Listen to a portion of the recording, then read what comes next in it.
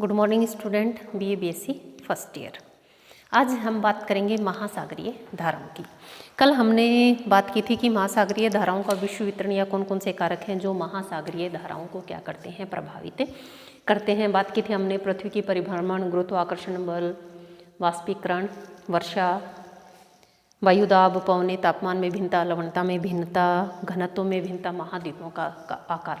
ये सारे कारक ऐसे थे जो क्या करते हैं, महासागर में धाराओं को चलाने में सहायक होते हैं, या इन कारणों से क्या होती हैं, महासागर में धाराएं चलती हैं। मैंने आपको प्रवाह, धारा और धारा प्रवाह सब में अंतर भी बताया था कि कौन सा क्या होता है।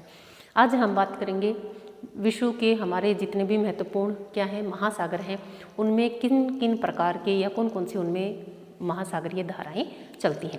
देखिए, जो धाराएं होती हैं दो प्रकार की होती हैं, एक होती हैं गर्म धाराएं, दूसरी होती हैं ठंडी जल धाराएं। गर्म धाराएं, गर्म जल धाराएं, और दूसरी होती हैं ठंडी जल धाराएं। ये एक बार मैप को देख लीजिएगा, जितने भी महासागर, महाद्वीपों, उन सबकी स्थिति को दर्शाया गया है। मुख्य रूप से 3 महासागर इंपॉर्टेंट हैं जिनकी जो जल धाराएं बहती हैं उनका आज हम वर्णन करेंगे। ये है भूमध्य रेखा। आप सभी जानते हैं भूमध्य रेखा सूर्य की वर्ष भर सीधी किरणें पड़ती हैं, और यह जो क्षेत्र होता है इसमें गर्म जल धाराएं पाई जाती हैं। दक्षिणी ध्रुव की बात करेंगे, उत्तरी ध्रुव की बात करेंगे। जैसे जैसे कह सकते हैं कि हम ध्रुव वाले क्षेत्रों पर ठंडी जल धाराएं पाई जाती हैं, और भूमध्य रेखीय क्षेत्रों पर गर्म जल धाराएं पाई जाती हैं। हेडिंग है आपका महासागरीय धाराएं।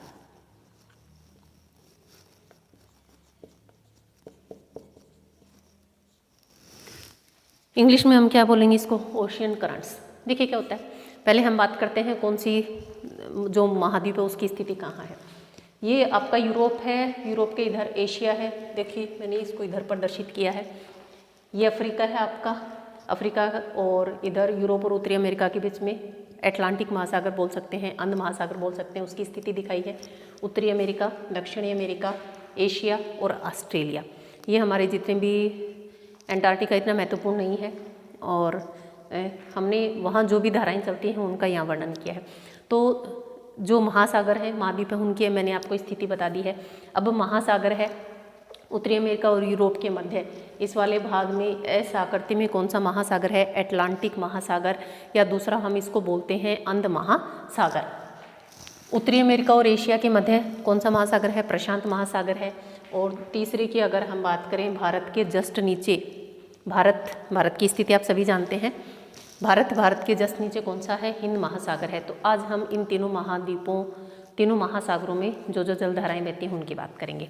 एक मुख्य बात यही कि जो भूमध्य रेखा है उसके पास गर्म पवनें चलती हैं, गर्म पवनें ठंडे की ओर चलती हैं, और ठंडी पवनें गर्म की ओर चलती हैं, ठीक है।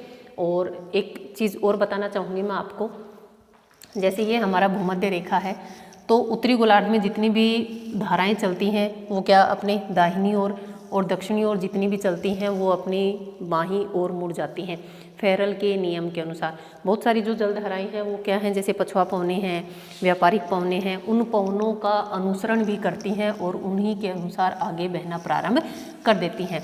और कई बार ऐसा होता है कि कोई, जैसे ये दक्षिणी विषुवत जल धारा आगे बह रही है, ब्राज़ील के तट से टकराती है, तट से टकराकर 2 भागों में विभाजित हो जाती है, तो एक ये नीचे की तरफ चली जाती है, एक ऊपर की तरफ।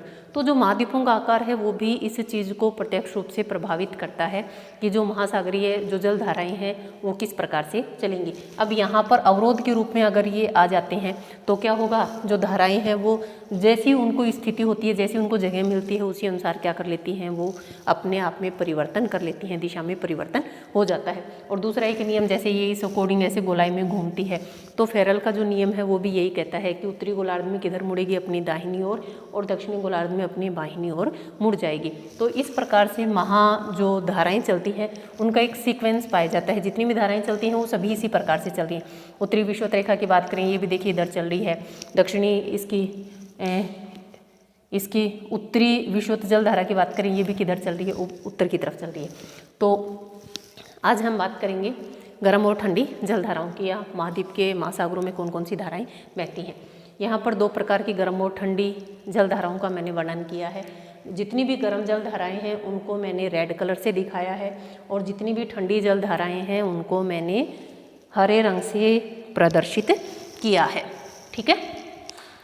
तो आपको रटना नहीं है, तो जितनी भी जलधाराएं हैं उसके अकॉर्डिंग ही हमें इसको ध्यान रखना है कि जो गर्म है तो उसको रेड कलर से दिखाया गया है और जो ठंडी है उसको हमने ग्रीन कलर से दिखाया है। ठीक है, देखिए अब हम बात करते हैं। सबसे पहले कौन से महाद्वीप की बात करेंगे? इसी अटलांटिक या अंध महासागर की हम बात करेंगे। देखिए एक चीज़ और बता देती हूँ, जैसे विषुवत रेखा, भूमध्य रेखा को अन्य किस नाम से जानते हैं? विषुवत रेखा के नाम से उसको जाना जाता है। तो जैसे भूमध्य रेखा को प्रदर्शित किया, उत्तर में जो बहेगी उत्तरी विषुवत जलधारा, दक्षिण में जो बहेगी दक्षिणी विषुवत जलधारा। सही है। जो भूमध्य रेखा है ये क्या करती है? उसका विभाजन कर देती है, दो गोलार्धों में बांट देती है, उत्तरी और नीचे वाला दक्षिणी। तो जो जैसे विषुवत जलधारा है सेम है, उत्तरी गोलार्ध में है उत्तरी विषुवत जलधारा, दक्षिणी गोलार्ध में है दक्षिणी विषुवत जलधारा।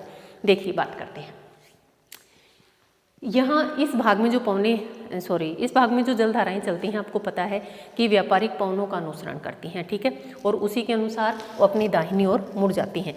और दूसरा एक रीज़न यहाँ ये है कि जो पृथ्वी है पश्चिम से पूर्व की ओर परिभ्रमण करती है, और यहाँ जो जलधाराएं चलती हैं वो पूर्व से पश्चिम की ओर चलती हैं। यहाँ जो जलधाराएं चलती हैं वो पूर्व से पश्चिम की ओर चलती हैं। कारण क्या है? क्योंकि हमारी पृथ्वी पश्चिम से पूर्व की ओर, पश्चिम से पूर्व की ओर घूमती है। ठीक है, तो बात करते हैं उत्तरी विषुवत जलधारा। दोनों भूमध्य रेखा के सहारे पछुआ व्यापारिक जो पवनें होती हैं उनके प्रभाव से क्या होती है? जलधारा आगे बढ़ती है। क्या नाम से जानते हैं? उत्तरी विषुवत जलधारा। ठीक है, आगे यहाँ कैरेबियन छोटे छोटे द्वीप समूह हैं। ठीक है, वो द्वीप समूह आने से ये क्या हो जाती है? दो भागों में बट जाती है। यह जो जलधारा है वह दो भागों में बट जाती है। कैरेबियन के इधर की जो शाखा है उसको बोलते हैं एंटीलीज। सही है, कौन सी जलधारा? एंटीलीज गर्म जलधारा। ठीक है, एक दूसरी इधर मैक्सिको की खाड़ी फ्लोरिडा इधर चली जाती है, तो उसको किस नाम से जानते हैं हम? फ्लोरिडा के नाम से। ठीक है, यहाँ कैरेबियन द्वीप आ जाते हैं, छोटे छोटे द्वीप समूह है, जिसके कारण यह जो उत्तरी विषुवत जलधारा है दो भागों में विभाजित हो जाती है। एक बोलते हैं हम एंटीलीज, और आगे जाती है मैक्सिको की खाड़ी या मैक्सिको वाले क्षेत्र के पास से, तो वहाँ पर एक शहर का नाम है फ्लोरिडा, तो उसी नाम पर इसका नाम क्या पड़ा? फ्लोरिडा जलधारा। तो एंटीलीज और फ्लोरिडा ये आगे दो भागों में विभाजित हो जाती है, फिर ये दोनों वापस मिलती हैं, फ्लोरिडा और एंटीलीज वापस मिलती हैं। आगे इसको गल्फ स्ट्रीम के नाम से जाना जाता है। सही है, ये थी हमारी गल्फ स्ट्रीम, गर्म जलधारा है। लेकिन ग्रीनलैंड के पास बैफिन की खाड़ी के पास से ऊपर से ठंडी जलधारा आ रही है। धारा का नाम है लैब्राडोर। कौन सी जलधारा है? ऊपर से ग्रीनलैंड के पास से बैफिन की खाड़ी से होती हुई ऊपर से अपने साथ बड़े बड़े हिमखंड लेके आती है। क्यों? क्योंकि उत्तरी ध्रुव से आ रही है, तो किस प्रकार की है? ठंडी है। ठीक है, उत्तरी ध्रुव से आ रही है, ठंडी है। धारा का नाम क्या है? लैब्राडोर। अब आपको पता है कि गर्म और ठंडी जलधाराएं जहाँ होती हैं वहाँ एक प्लेटेकन होता है, उसका निर्माण होता है, जो मछलियों का भोजन होता है, और छोटी छोटी मछलियाँ पनप जाती हैं। उन छोटी मछलियों को खाने के लिए बड़ी मछलियाँ आती हैं। तो ये जो क्षेत्र होते हैं वो मत्स्य उत्पादन, भारी मात्रा में मछली उत्पादन का कार्य करते हैं। तो फ्लोरिडा के इस तट पर ग्रांट बैंक है। सही है, किसके लिए जाना जाता है? ग्रांट बैंक मत्स्य पालन के लिए मछलियों के उत्पादन के लिए जाना जाता है। क्यों? यहाँ पर गर्म और ठंडे जल की जब धाराएं बनती हैं तो क्या होगा? कोहरे का निर्माण होगा। हाँ, जलयान में प्रॉब्लम आ सकती है। कोहरे का निर्माण होता है, गर्म और ठंडी जब धाराएं मिलती हैं तो ताज़े जल की जो मछलियाँ होती हैं वो पाई जाती हैं यहाँ। कारण क्या है? एक प्लेटेकन होता है, प्लेटेकन पाए जाते हैं यहाँ पर, जो क्या होता है? मछली का भोजन होता है। उस प्लेटेकन को खाने के लिए छोटी छोटी मछलियाँ भारी मात्रा में यहाँ आ जाती हैं, और उन छोटी मछलियों को खाने के लिए बड़ी मछलियाँ आ जाती हैं। तो यही कारण है, ये क्या है? मत्स्य बैंक हम बोल सकते हैं, जिसको हम ग्रांट बैंक के नाम से जानते हैं। भारी मात्रा में मछलियों का उत्पादन किया जाता है। ऐसे जो क्षेत्र होते हैं, जैसे यहाँ भी हम बात करें गर्म और ठंडी जलधाराएं मिलती हैं, ऐसे जो क्षेत्र होते हैं वो मत्स्य के लिए अनुकूल होते हैं, और यहाँ पर भारी मात्रा में इस प्रकार से जो मछली है वह पाई जाती है। अब गर्म और ठंडी जब धाराएं जल मिलती हैं तो देखिए कई बार छोटे क्वेश्चन में भी आ जाता है कि ग्रांट बैंक कहाँ स्थित है, तो आप क्या कहोगे? उत्तरी अमेरिका का जो फ्लोरिडा है उसके पास क्या है? Grant bank. किसके लिए जाना जाता है? मछली के लिए जाना जाता है। ग्रांट्स बैंक किसके लिए जाना जाता है? मछली के लिए जाना जाता है। और आपको पता होना चाहिए कि मुख्य कारण क्या है? मुख्य कारण क्या है किसका? मछली का यहाँ पर क्या है? गर्म और जब ठंडे जल की जल धारा मिलती है, कोहरे का निर्माण होता है, प्लेटेकन बनते हैं। प्लेटेकन होता है मछली का भोजन, उसको खाने के लिए मछलियाँ आ जाती है। यही कारण है कि इस क्षेत्र में भारी मात्रा में मछलियाँ पाई जाती हैं। ठीक है, गल्फ स्ट्रीम है। अब आगे बढ़ता है, लेब्राडोर की धारा मिलती है, मत्स्य उत्पादन ग्रांट बैंक। ठीक है, आगे बढ़ता है। आगे बढ़ते ही क्या होती है, उत्तरी अटलांटिक के नाम से इसको जानते हैं, उत्तरी अटलांटिक जलधारा। ठीक है, जैसे ही आगे पहुंचती है, अब ये देखिए आप, इस जो यूरोप महाद्वीप है उसकी स्थिति इस प्रकार की है, यह अनेक शाखाओं में विभाजित हो जाती है। नीचे की तरफ एक गर्म जल धारा आती है, रेनेन जिसको बोलते हैं, एक ऊपर चली जाती है जिसको इरमिंजर बोलते हैं, एक अंदर की तरफ चली जाती है जिसको नार्वे बोलते हैं। सही है, नार्वे, फिनलैंड, ये जितने भी देश हैं शीत प्रदेश में स्थित हैं, लेकिन गर्म जल धारा के जाने से इनके जो बंदरगाह हैं वो वर्ष भर खुले रहते हैं।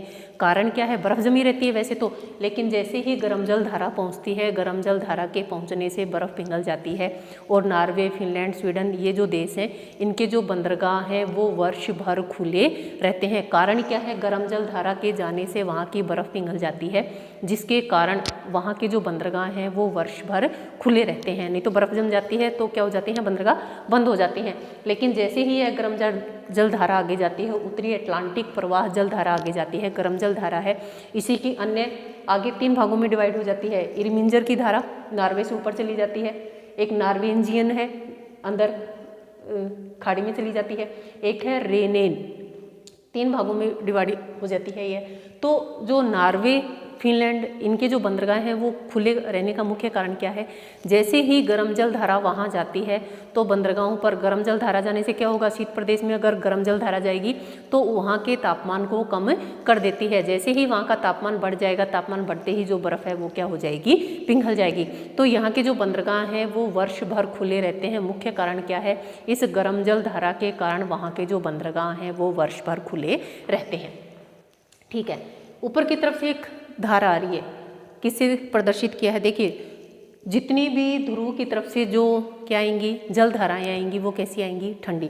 तो किनारे की जो जल धारा है वो कैसी है, ठंडी जल धारा है। इस प्रकार से पूरा सर्कल बनता है, ये पूरा राउंड बन जाता है यहाँ पर।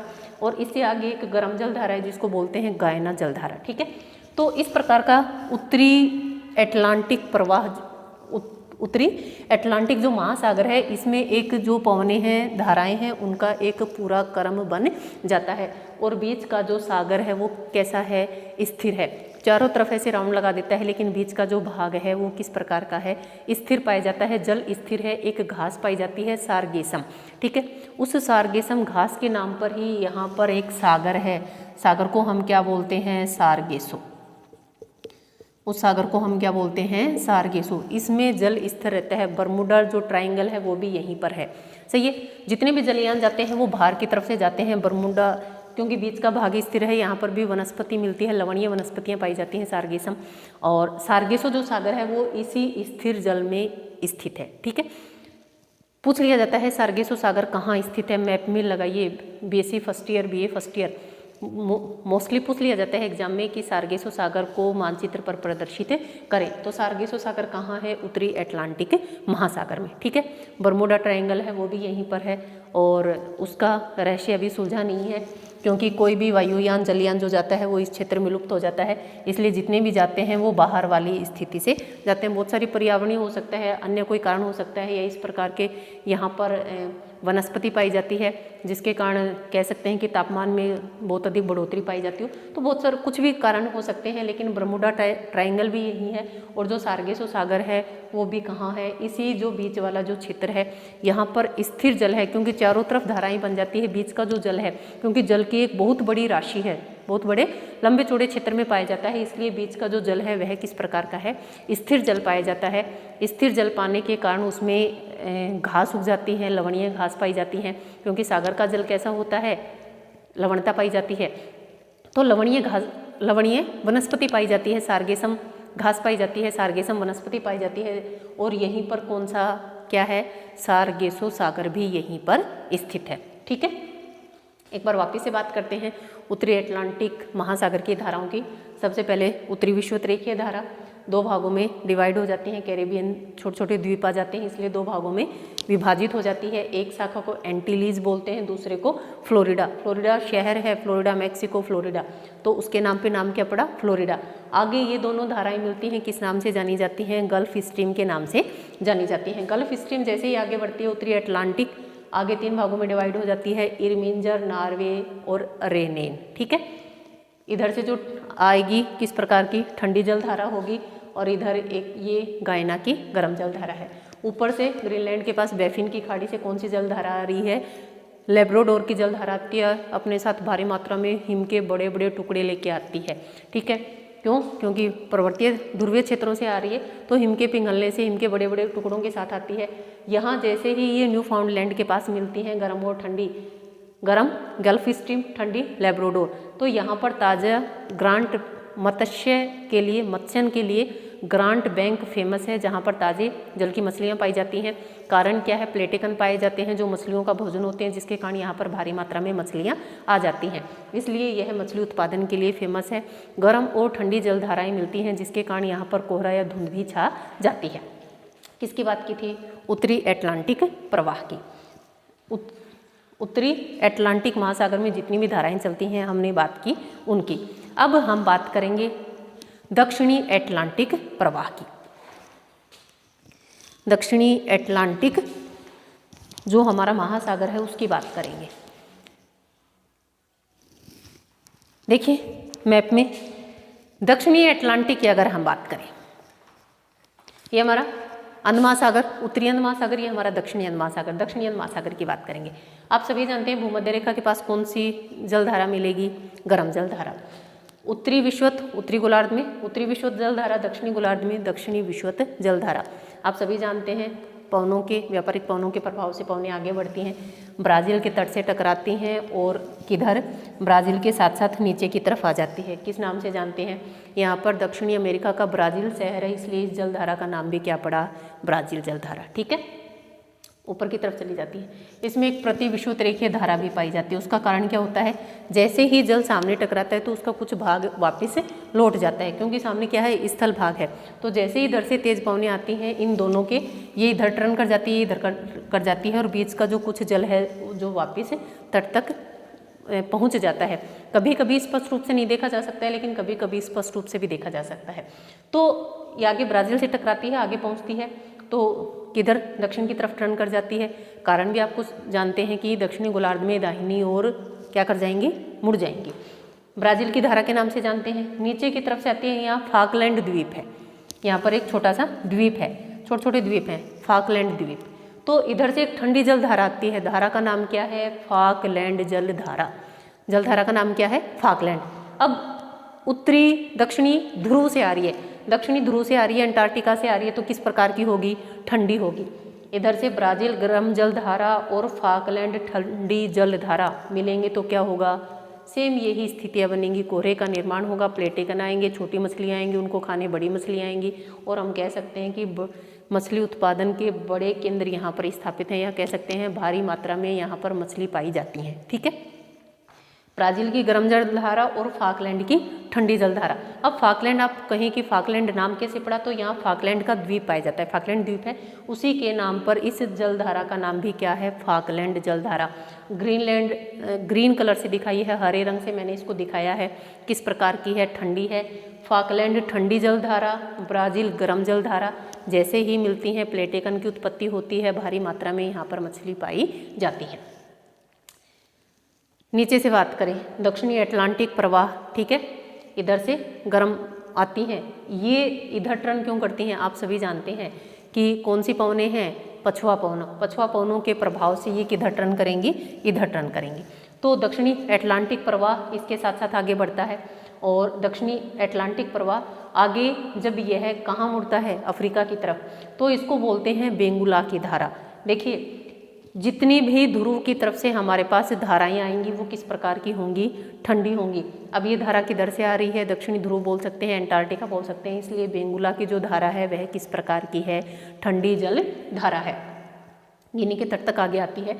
तो जो बेंगुला की धारा है वह किस प्रकार की धारा है, ठंडी जल धारा है। कई बार पूछ लिया जाता है कि बेंगुला की धारा कौन से महासागर में पाई जाती है। ठीक है, बेंगुला की धारा है, ठंडी जल धारा है, गर्म जल धारा है। क्या बताएंगे? ठंडी जल धारा है और कौन से महासागर में पाई जाती है? दक्षिणी अटलांटिक महासागर में पाई जाती है। इस प्रकार से इनका भी क्या बन जाता है? पूरा एक क्रम बन जाता है। सही है।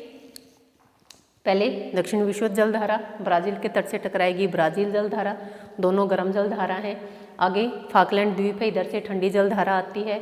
मत्स्य, भारी मात्रा में मछलियाँ पाई जाती हैं। कारण क्या है? गर्म और ठंडी जल धाराएँ मिलती हैं, प्लेटिकन बनते हैं, मछलियों का भोजन होता है। छोटी मछलियाँ आती हैं, छोटी मछली को खाने के लिए बड़ी मछली आती है और क्या होता है? यहाँ पर भारी मात्रा में मछली पाई जाती है। ताज़ा जल की मछलियाँ। दक्षिणी अटलांटिक प्रवाह पछुआ पवनों के प्रभाव से ये किधर चलेगा? पूर्व की ओर। आगे अफ्रीका आ जाता है, किधर टर्न करेगा? अफ्रीका की तरफ। जो नाम क्या है? बेंगुला की धारा। बेंगुला की धारा किस प्रकार की है? ठंडी धारा है। कारण क्या है? क्योंकि किधर से आ रही है? एंटार्क्टिका की तरफ से आ रही है, इसलिए हम क्या कहेंगे? बेंगुला की धारा किस प्रकार की धारा है? ठंडी जल धारा है। और वैसे हमने इसको किससे प्रदर्शित किया है? ग्रीन कलर से प्रदर्शित किया है। तो कौन सी धारा है? बेंगुला की धारा। इसी में हम बात करेंगे। ये तो थी हमारी अंध महासागर की धाराएं। पढ़ना आप कौन सी धारा कहाँ से चलती है, कहाँ निकलती है। जैसे ही मैप देखेंगे, इसकी थ्योरी पढ़ेंगे, सारी चीज़ें क्लियर हो जाएंगी। ठीक है, कौन कौन सी धारा निकलती हैं, कैसे कैसे आगे बढ़ती हैं, कौन से क्षेत्र में उसको किस नाम से जानते हैं, कहाँ दो भागों में विभाजित हो जाती है, क्यों हो जाती है। जैसे कैरेबियन द्वीप आगे दो भागों में विभाजित हो गई, वापिस एक बन गई। फ्लोरिडा और एंटीलीज की धारा, दोनों धाराएं मिलकर किसका निर्माण करती हैं? गल्फ स्ट्रीम का निर्माण करती हैं। गल्फ स्ट्रीम का आगे की ओर जो प्रवाह होता है किस नाम से जाना जाता है? उत्तरी अटलांटिक प्रवाह के नाम से जाना जाता है। सही है। तो ये था हमारी कौन सी उत्तरी, या हम बोल सकते हैं अटलांटिक या अंध महासागर की जल धाराएं। गर्म की हमने बात करी, ठंडे की हमने बात करी। आप एक टेबल बना लेना जिसमें गर्म जल धाराओं के भी बारे में लिखेंगे और ठंडी जल धाराओं के अलग से टेबल बनाना। गर्म जल धारा और साथ में ठंडी जल धारा की कौन कौन सी गर्म जल धारा है और कौन कौन सी ठंडी जल धारा है। उत्तरी की अगर हम बात करें, उत्तरी अटलांटिक की, तो सारी गर्म जल धारा है, सिर्फ दो ठंडी जल धारा है। एक है लैब्राडोर की धारा, दूसरी है कैनारी जल धारा। दो ठंडी जल धाराएँ हैं, बाकी जितनी भी जल धाराएँ हैं वो किस प्रकार की हैं? गर्म जल धाराएँ हैं। दक्षिणी की बात करें, दक्षिणी अंध महासागर की या दक्षिणी अटलांटिक की बात करें, बेंगुला की धारा, फाकलैंड की धारा, दक्षिणी अटलांटिक प्रवाह, ये ठंडी जल धाराएं हैं। बाकी दक्षिणी विषुवत जल धारा और ब्राज़ील की जो धारा है वह गर्म जल धारा है। क्लियर है। नेक्स्ट हम बात करेंगे, कौन से महाद्वीप की बात करेंगे? हिंद महासागर की बात करेंगे। नेक्स्ट हम किसकी बात करेंगे? हिंद महासागर की। वो करेंगे हम नेक्स्ट क्लास में। ठीक है, आज के लिए इतना ही। धन्यवाद।